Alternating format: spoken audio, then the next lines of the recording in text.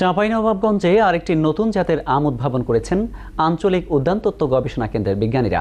এই সময়ে অন্য জাতের আম গাছে মুকুলের সমারোহ থাকলেও এখনই বাজারে সয়লাব নতুন জাতের আম।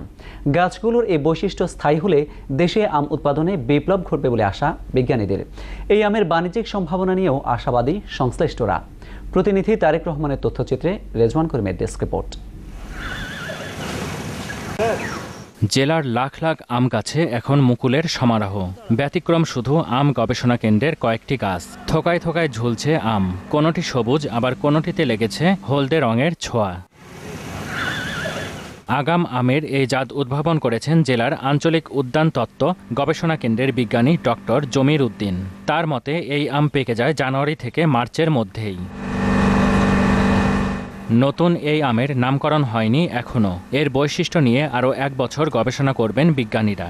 এই ক্যারেক্টারটা যদি স্টেবল হয় তাহলে আমরা তারপরে এটাকে আমরা জাত হিসেবে মুক্তায়িত করব।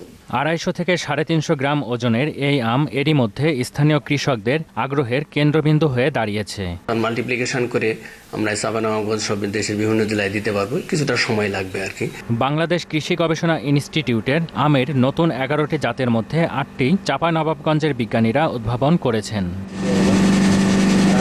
রেজওয়ান করিম, মোহনা, ন্যাশনাল ডেস্ক।